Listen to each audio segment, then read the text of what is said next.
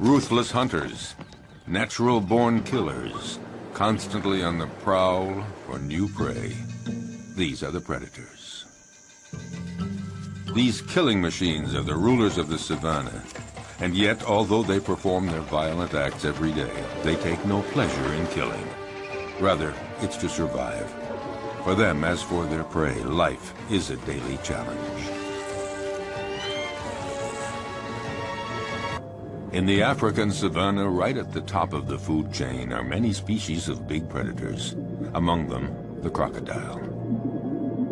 The only survivor of the dinosaur era, a crocodile can be virtually invisible to its prey. He will lie in wait, submerged, motionless, even for hours.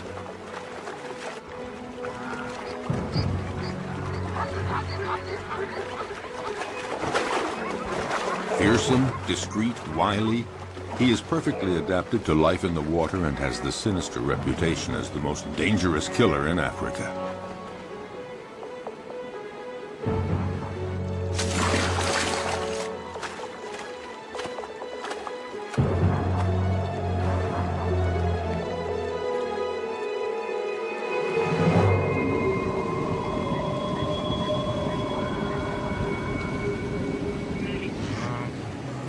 Predators have an essential part to play in the functioning of their ecosystems.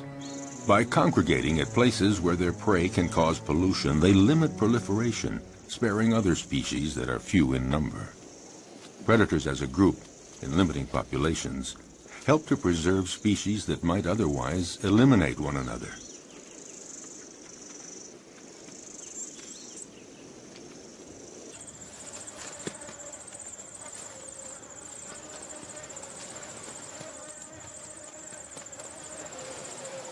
In the end, nature is well managed, because any given area always has just the number of predators it can handle, and no more.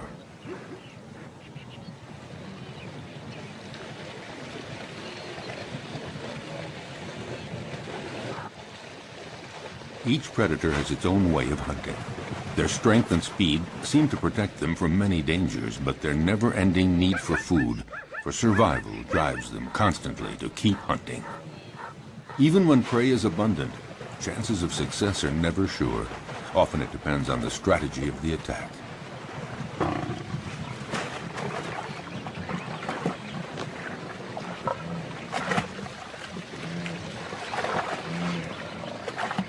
Seized at the throat, this gnu has no chance. The lioness's jaws have broken its spine.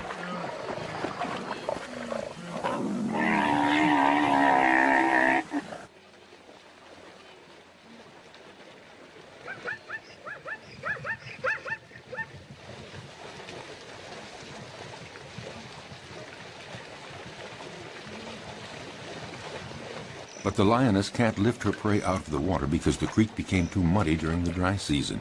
She has to devour the animal here where it was killed, a rare practice. Usually several lionesses hunt together, but there are occasions of solo hunting, and then the lioness can rely only on herself to defend her kill. The prey has barely been taken when other predators start pointing their snouts toward the meal.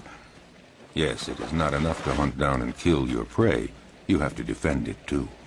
The fury of a lioness can be fatal for a hyena. The sudden appearance of a buffalo might improve the hyena's chances. But is the big animal a real danger for the lioness? The buffalo keeps approaching, trying to frighten the lioness away from her kill. The herbivorous avenger forces the lioness to flee up a tree. High up in the acacia tree, she keeps a needle-sharp watch on what is happening below. Finally, the buffalo lets the lioness come down, and the hyena sees his chance evaporating. In fact, the hyena gives up. The lioness could return to the dead prey at any moment to finish her meal. No, the hyena would rather try elsewhere, where a family of cheetahs is hunting in the area. At one point, the contest threatens to become fierce unless the hyena is content to be a little patient.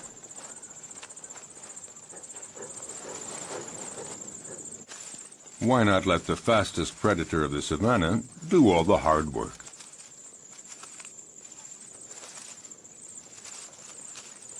The female cheetah hunts alone because she can't count on her progeny.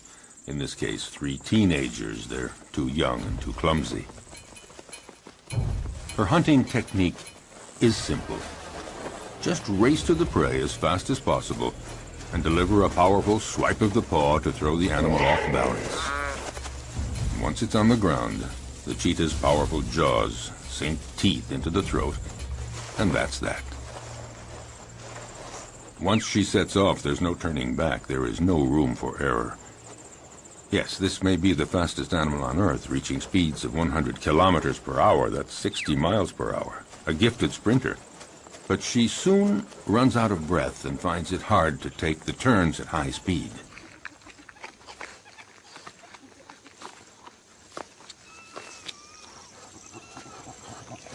She expends so much energy all at once that she needs a breathing space to recover, and these are precious minutes, because the hyena is on the prowl, and he knows that this is the instant to try something if he's going to steal any of the meat. The young cheetahs waste no time in munching off the first bits. The cheetah senses danger, but what can she do? These kids are too clumsy to make any sort of organized resistance.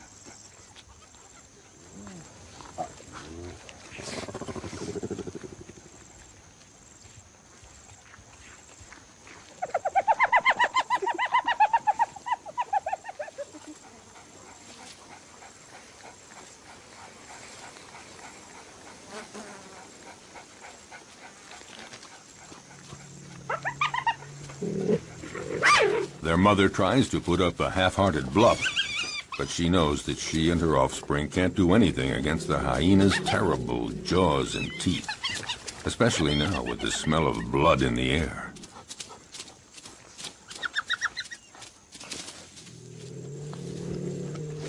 She doesn't even try to fight.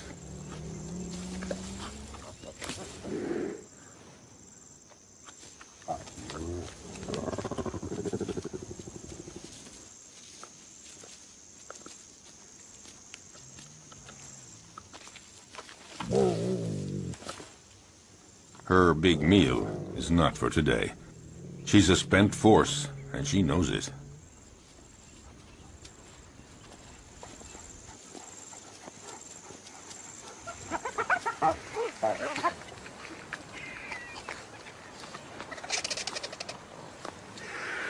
The scent of blood draws many scavengers.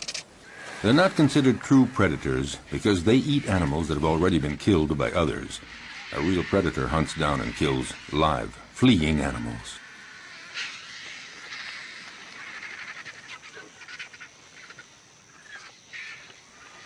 As for the hyena, his patience has paid off, and he can eat to his heart's content. And that is apt to be a quarter of his weight, nearly 20 kilograms, 40 pounds of fresh meat. Of course, the vultures might invite themselves to take some of it.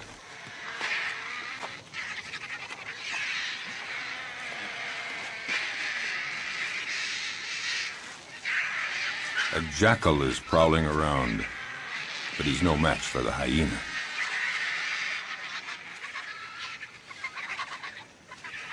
He, in turn, will find his meal someplace else, since the vultures don't seem to be in a sharing mood, not even to give a morsel. So he has to fall back on more modest prey.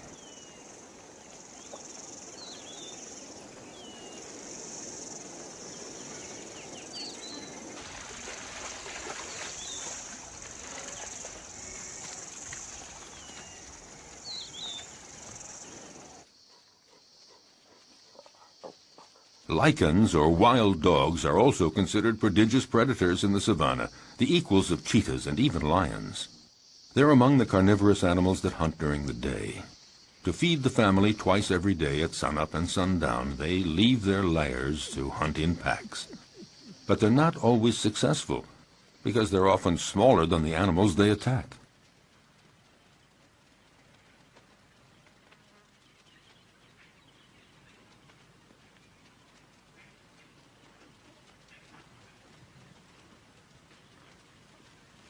These creatures are classified between the dog and the hyena, and they're sometimes called hyena dogs. They drink very little, and their prey can be antelope, zebras, gazelles, and gnus. They're about the size of a big dog, but they're considered, perhaps, the most effective killing machine in the animal kingdom. They hunt in packs, like wolves. Alone, one could never take down a Thompson gazelle or a young gnu. So it's vital that they hunt in packs, and this requires a well-planned division of labor. First stage, sneak up on a herd to spot one that is young or weak.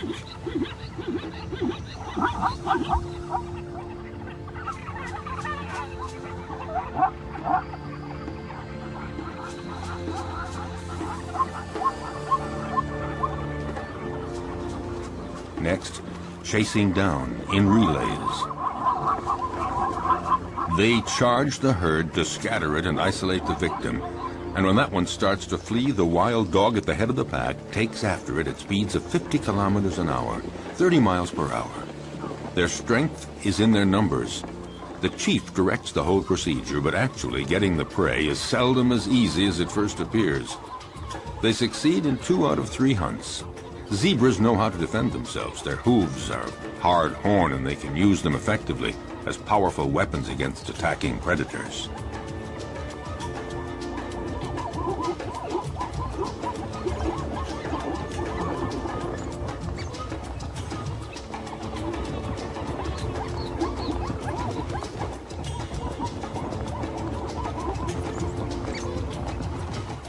This time, the zebra herd manages to fight off this pack that isn't really prepared for this morning chase. Herbivorous animals know how to put up a good defense. Elephants stand very tall, and they fear none. But the others have to learn the behavior patterns of their potential predators. They know when they're hunting and when they're not. So it's common to see a herd of zebras calmly munching plants just a few feet from a relaxing lioness. But the zebras are watchful all the same. The stallion stands slightly apart like a sentinel.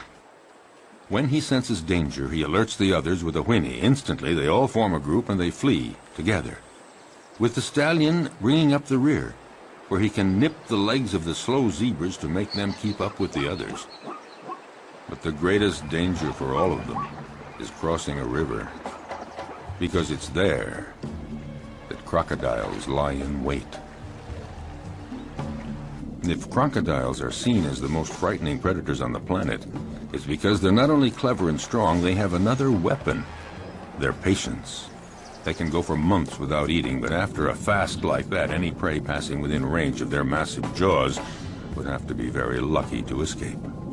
Armed with about 70 teeth, a thick body armor of scales, and powerful appendages that they can use to leap their full body length, their attacks are furious and frightening.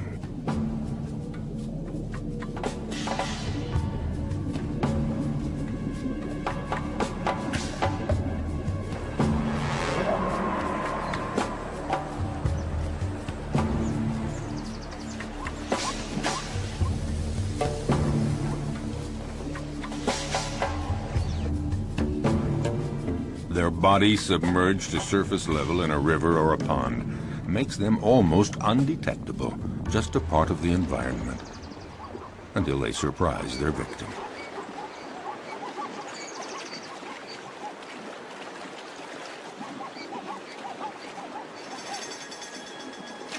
Buffaloes, zebras, antelope, these are perfect prey.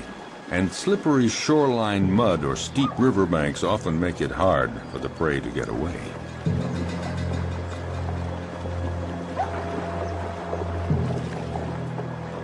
A female crocodile decides to go after a young zebra that has been separated from the main group in the middle of the flowing water.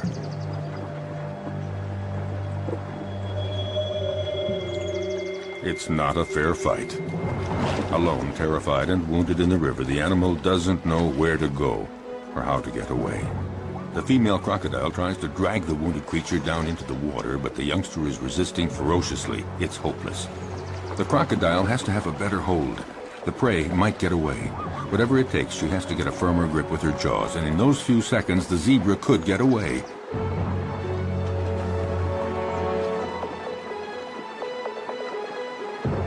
Suddenly, the vise is loosened.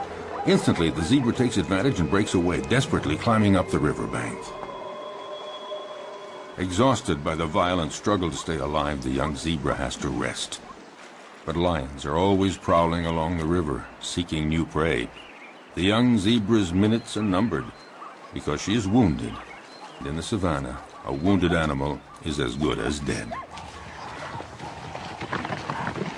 Here at the river, the lions have this prey for the taking. In fact, they have a wide choice of animals that are fatigued from crossing the river, or sick, or wounded, the ones that trail behind the herd.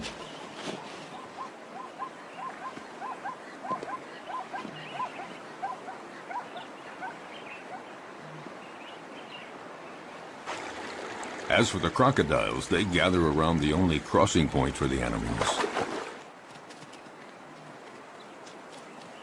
A zebra sounds an alarm to warn the others.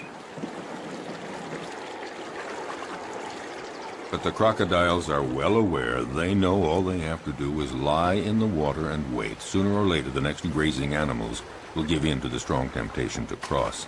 It might be Thompson gazelles, eager to find that greener grass on the other side.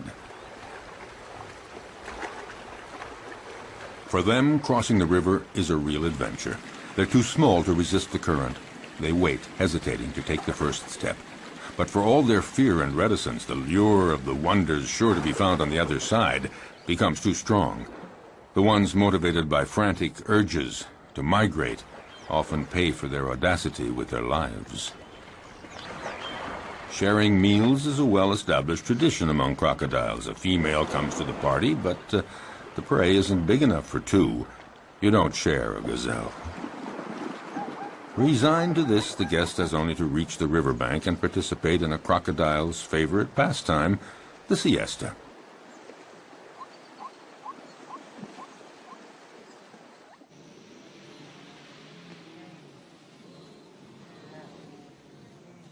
But during the mass migration across the Masimara Plains, danger comes not only from crossing the river, it lurks everywhere.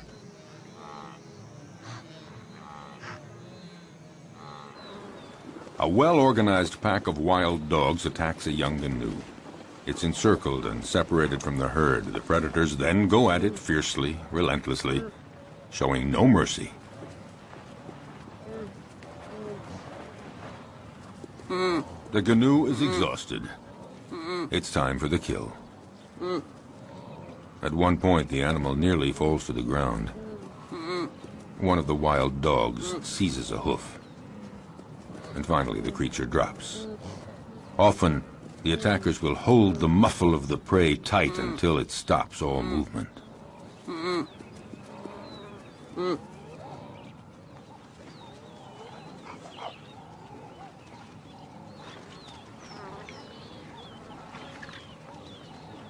Now it just remains for the predators to share the meal. Back at the lair, a part of the meal will be regurgitated by the mothers to feed their young.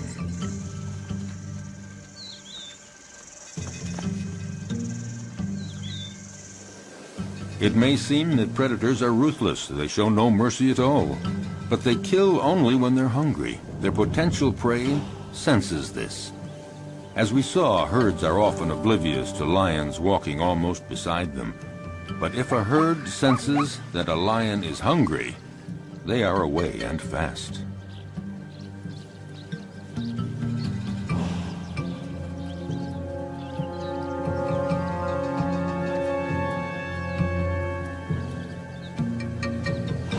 Yes, usually lions hunt in groups, or rather the lionesses hunt in groups. Males take no part in the hunting. They are content to feast on what the females bring in.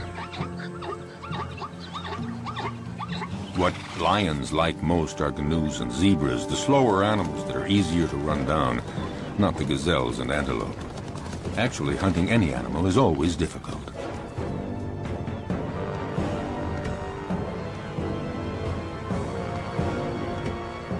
When hunting in groups, lionesses lie in wait, upwind, but one is stationed downwind.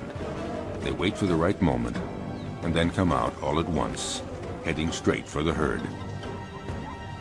The targeted animal is, of course, terrified and runs in all directions.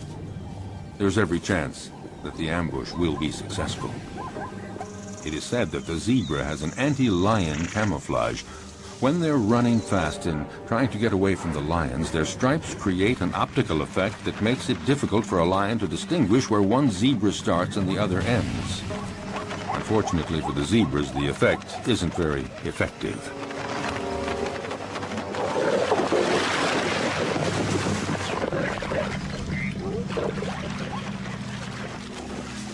A lioness kills by strangulation, and it's a slow death.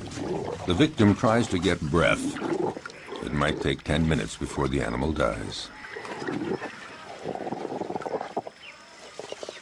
The success score for females that hunt alone is fairly low. It's about 17%, one kill in every 5 attempts.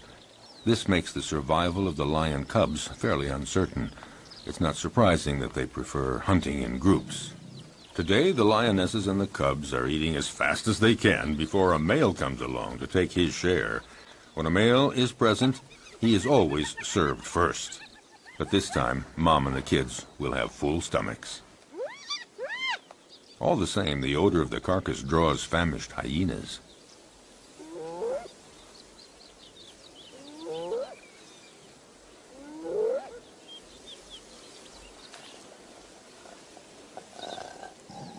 The banquet attracts envious neighbors. The hyena moves in closer, no doubt convinced that the moment has come to make his move. But the lionesses have no intention of letting him get away with it.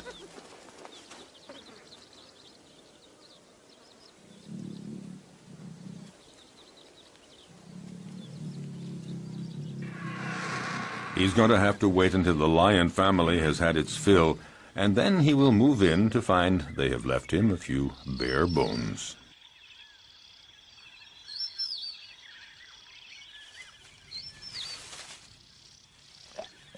No, not much chance that the lions will leave much for the hyena.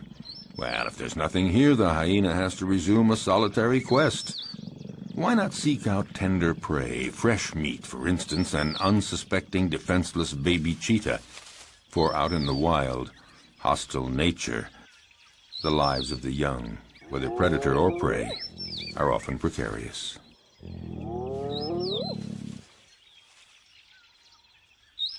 However, the hyena just might have a difficult and dangerous fight with the mother. Intimidation, dissuasion, will he dare?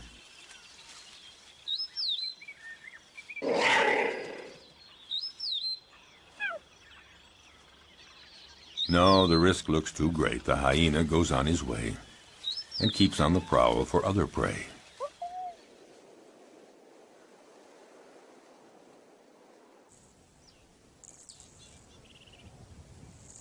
His courage seems to have deserted him for trying another attack. Off the hyena goes looking for any food to quell the pangs of hunger. Once the danger is over, the mother cheetah is required to leave her little ones and go off to hunt. But will they be there when she returns? In the savannah, cruel choices have to be made. The hyena appears to have gone off and is now far enough away. The cheetah has to go for it. A quick hunt and then back to the lair.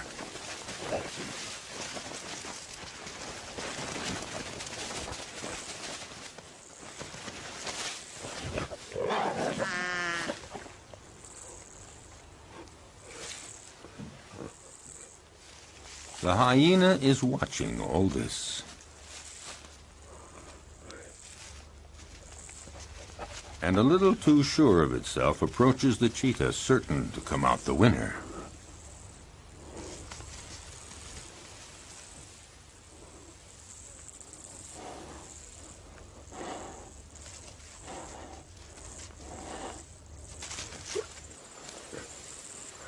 But just then, a new character walks on stage, one that was not expected, a lioness. This one is really sure of herself and determined to turn the situation to her advantage.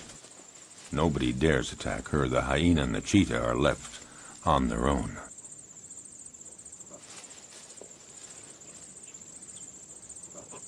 Indifferent, the lioness ignores them with the arrogance of a victor.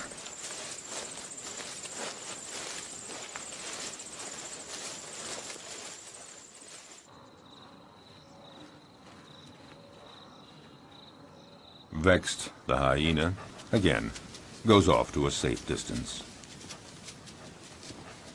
Out of breath, the cheetah isn't too sure that she'll have a meal today. She'd better just go back to her little ones, or maybe make one last attempt under the watchful gaze of the hyena, who more than ever is looking for his slightest chance. By now, other hyenas are present, curious to see how well the cheetah will do. With energy born of hopelessness, the cheetah begins a frantic chase in pursuit of a canoe, but she lacks conviction and is too soon out of breath.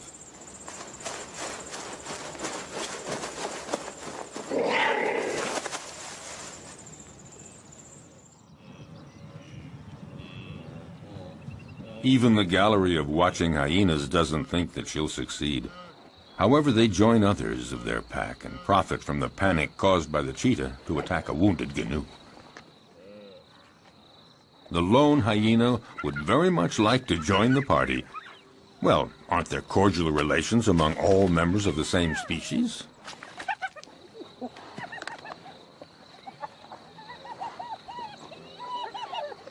No cordial relations at all. A very strict social order determines relationships among individuals in groups of hyenas. The loner is not part of this group, so the dominant female directing the group chases him away in no uncertain terms.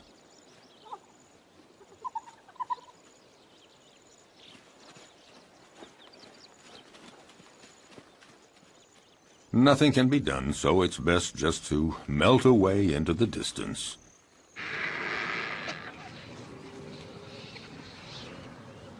The dry season is drawing to a close, and carnivorous animals are finding less and less game, and they're growing weaker.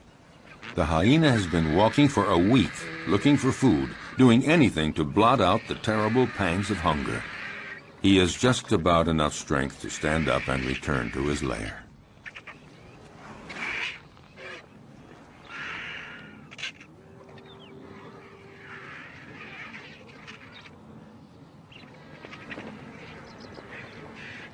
Oh, he knows the vultures are waiting for just one thing, for him to lie down and not get up.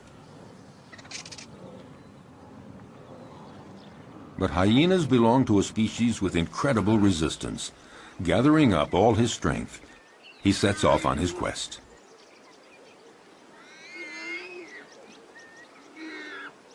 He isn't lucky and doesn't have the strength of a lion, but all the same, his plight isn't so bad compared to that of the warthog that the lioness has no hesitation in devouring while still alive.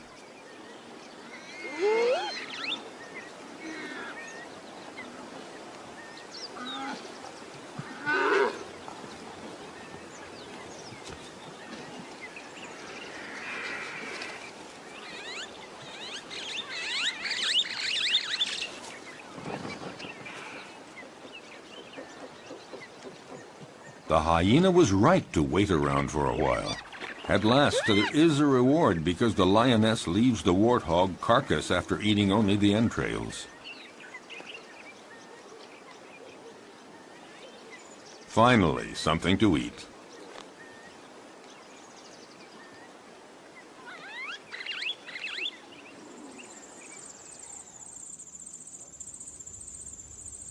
Even among lions, survival isn't always so easy, at least not for the cubs. They may be the offspring of the animal king, but their future is often compromised.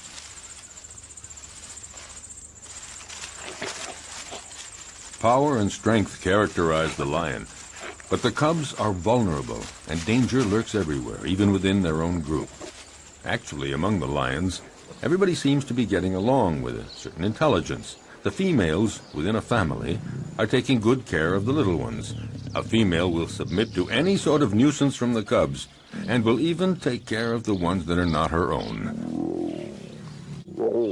So the females remain calm, but it's quite different with the males. They guarantee reproduction, and they protect the females and the cubs, but they can turn dangerous for the cubs.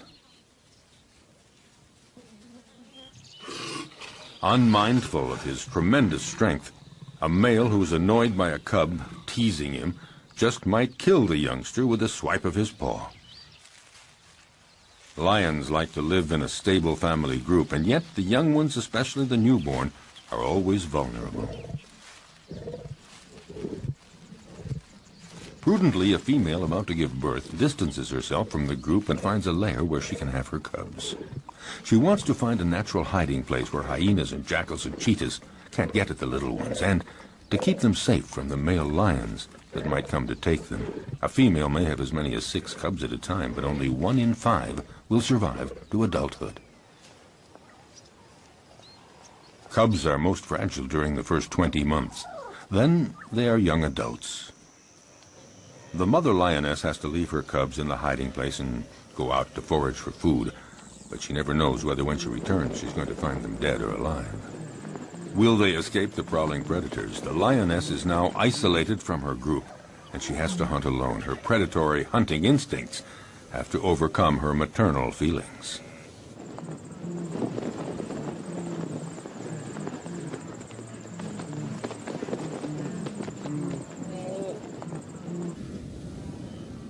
She must go off to hunt even though solitary male lions are prowling the area. They pose an enormous danger for the newborn cubs. If a male lion discovers them, he will probably kill them at once. Time is of the essence. The female must get back as quickly as possible.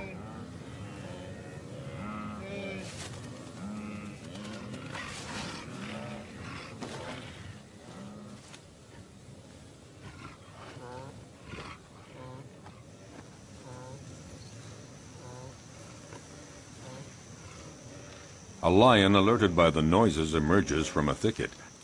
A male lion does very little in life. He sleeps and takes care of reproduction, protects the group, and eats to his fill whatever the lionesses bring in from the hunt. And usually he's first in line. The lioness is well advised to catch her breath quickly and start eating as much as she can to regain her strength before the male shows up.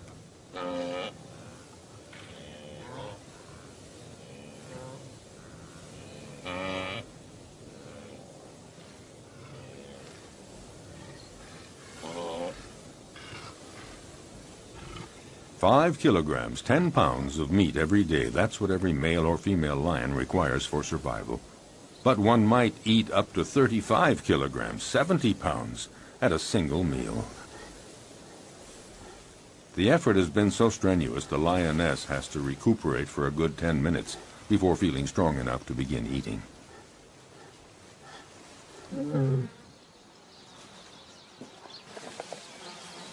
Drawn to the food, the male approaches the female. She submits because she knows the social order within lion groups. Males take first. Hence the lion's share, and here it literally means that he takes all the best pieces for himself, and he takes them before anyone else in the group. A male lion can be the most powerful predator of the savannah if he chooses. He's fearless. No animal would ever approach his killed prey.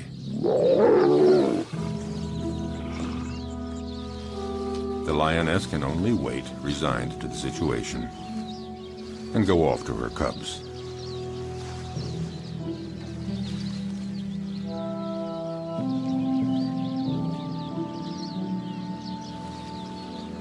Returning from the hunt, the young mother lioness has to make her presence known.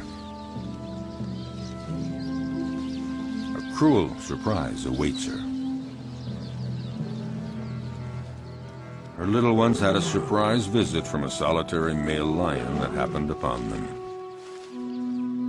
Only one cub remains, but it's dead.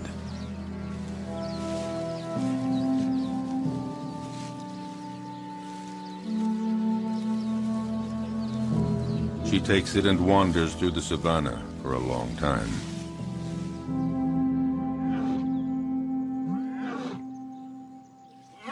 Before she can bring herself to give up the cub's body to the vultures.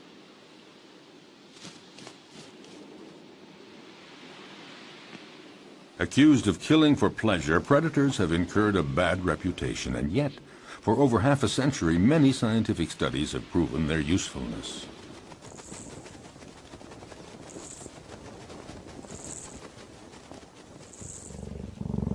A number of predators are key species that enrich their region and determine the structure of animal communities. They maintain a good balance between various species. Attempting to suppress the predators to protect nature is a mistake, because any place without predators is not a stable environment. On the contrary, it's an artificial habitat made poorer and more fragile.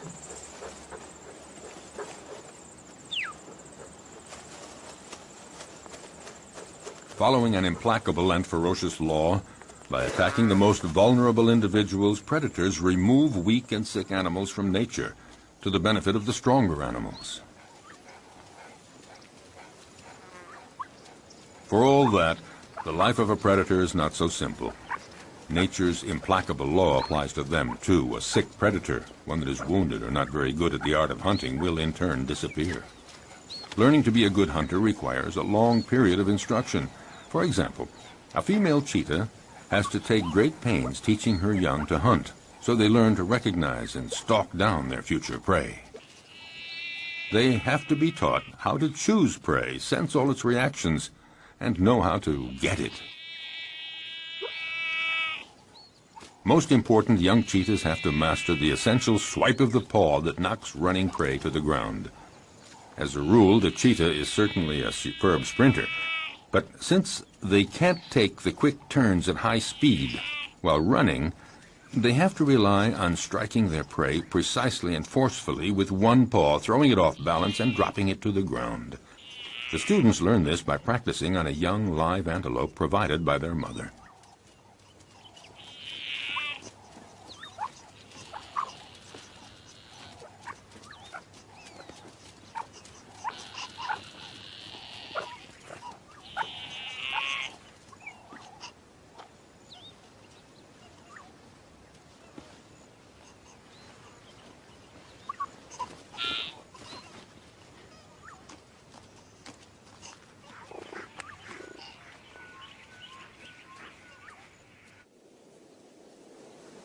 In the broadest sense, being a predator is feeding on other living creatures. Under that definition, practically all animals are predators. It's just a matter of scale.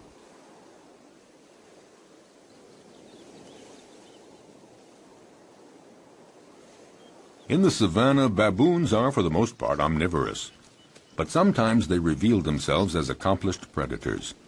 The males have no hesitation in attacking other mammals that they may encounter on their way.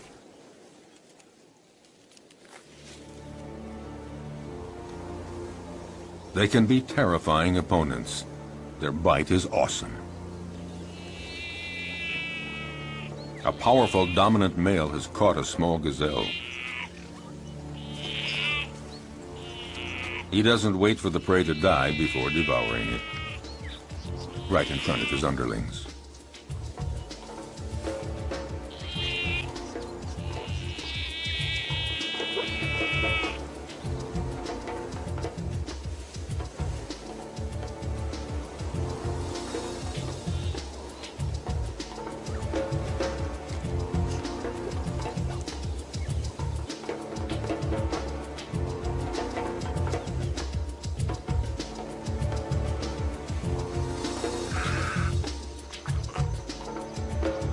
This male may leave a few scraps for others, but only after he's had his fill.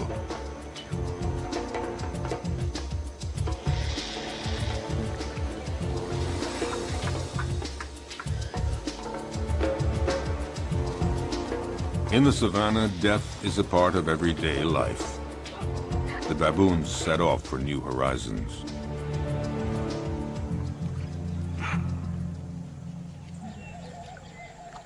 But predators are not limited to attacking weak herbivores. They devour other predators, and at every opportunity. Some animals are completely oblivious to the danger present along the riverbanks. Like young baboons, apparently, the smaller the predator, the more invulnerable they feel. Foolhardy or oblivious, the baboons have apparently decided to tempt the devil, and this particular devil is a crocodile. For the young ones, the game is approaching the riverbank as close as possible, but for the older ones, the most exciting provocation is in actually drinking from the river very close to a crocodile who's pretending to be asleep. It would seem that the one taking the greatest risk is matching himself against the most dangerous predator of the river. A youngster takes one chance too many and things get dramatic.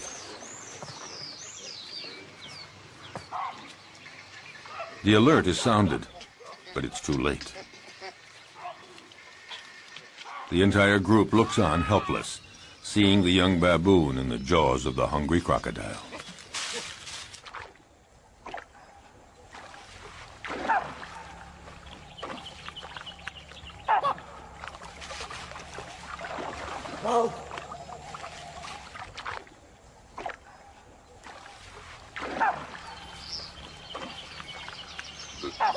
In the world of the predator, you pay for the slightest mistake.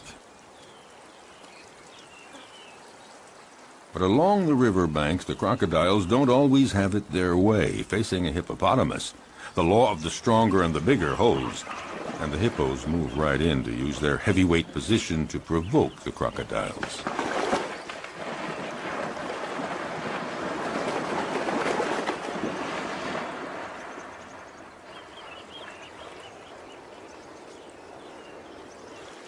The hippos and the crocs live together in the river. The crocodiles may present no direct threat to the hippos, but all the same, they might go for a young, defenseless crocodile. Defending territory, provoking, hippos are quick to show disdain for the crocodiles as soon as they're big enough to intimidate them, and in response, the crocodiles feign indifference. Even the youngest get in the game. On dry land, the adult crocodiles do their best to frighten the hippos.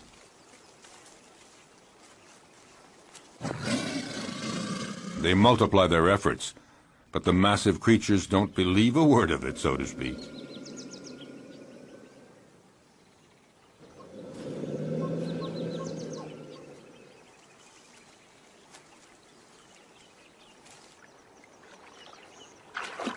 If duels between adults held on land seem not really dangerous for the combatants, it's not the same in the river, when the crocodiles are again in their preferred hunting ground.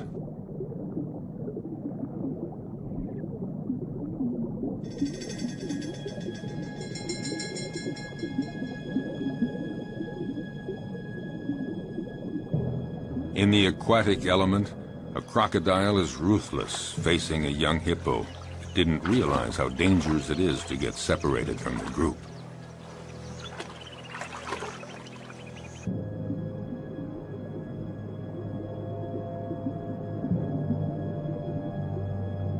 Cunningly, the crocodile approaches slowly.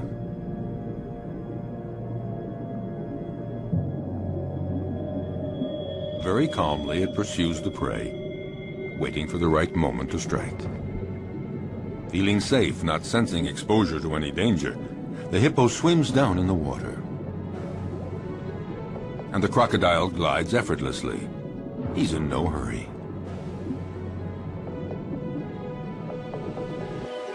In this unequal pursuit, the two animals rise to the surface.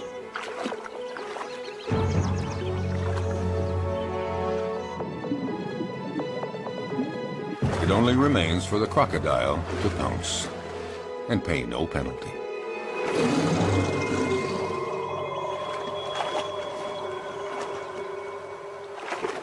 The only place to satisfy a thirst is in the river, and that's where every danger lurks. But nature isn't fair. Some risk everything, others face virtually no danger. Take the giraffe, gaining considerable protection from its great height. Still, it's in mortal danger drinking at the river, because it has to spread its legs, and in this uncomfortable position, the giraffe is highly vulnerable.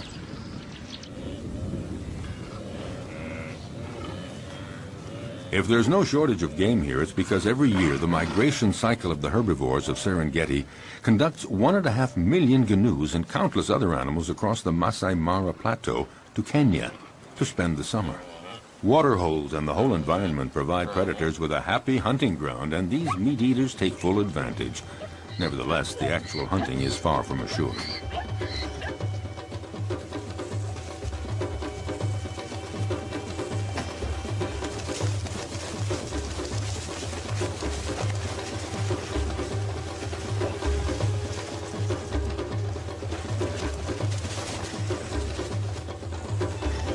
As always, some succeed and others fail, but it's not because there's no game. some prey defend themselves with enough energy to repulse the most ferocious attacks. With 4 against 1, the cheetahs seem to have achieved their goal. But such combats don't always end as predicted. It would appear that the cheetahs have the advantage, but that doesn't take into account the endurance of their opponent or the canoe's instinct for survival.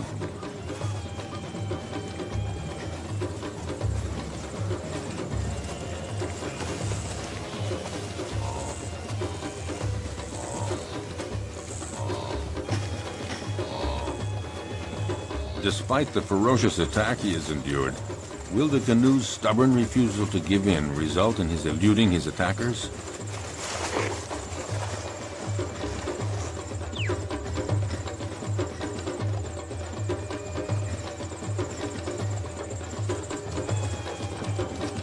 Thrown off balance by the canoe's sustained fury in managing to escape their claws and teeth, the cheetahs seem unable to administer the fatal blow. Suddenly, in an astounding burst of energy, against all odds, the canoe does manage to escape from all those predators. Totally exhausted by all this, the cheetahs give up.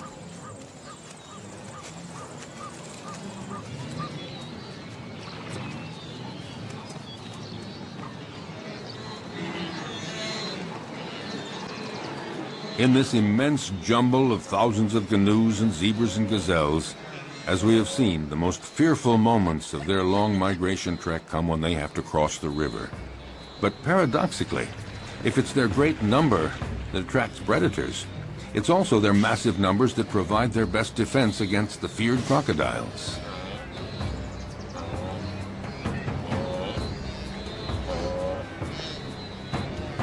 The canoes throw themselves into the river, where the crocodiles await them to conduct them to their doom. But there is such a density, so many animals churning in all directions. In this confusion of horns and hooves, the crocodiles are confused, unable to find a precise target. Some of them even stomp on crocodile heads in their frantic, panicky movements.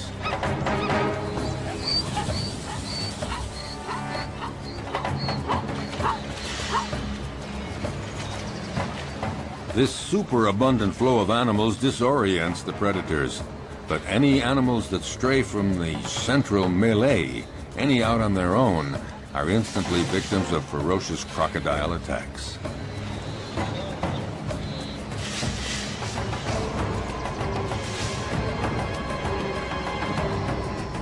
The prey is seized in a single leap, the victim rendered rigid by the pain of the bite, held firmly in those massive jaws, and the crocodile begins to devour the animal. Often several others quickly come to share the feast, unless the first crocodile can manage to plunge the prize to the bottom of the river. If there were not predators on the Great Plains of the African savanna, it would create a major imbalance in the proper development of the ecosystem. Nature creates a balance where each animal has its place in the food chain. All species reproduce and evolve according to a cycle that allows them to live together in the same territory. Without predators, some species would overdevelop to the detriment of others, possibly resulting in the extinction of species.